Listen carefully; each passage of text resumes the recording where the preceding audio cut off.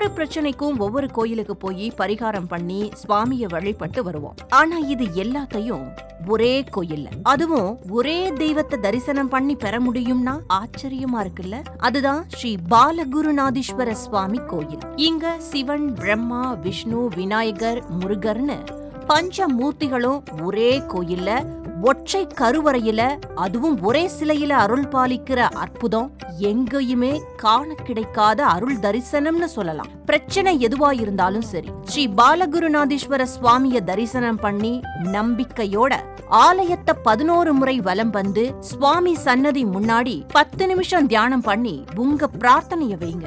ஸ்ரீ பாலகுருநாதீஸ்வர சுவாமியோட கருணையால அந்த பிரார்த்தனை எல்லாம் கூடிய விரைவிலேயே நிறைவேறுமா.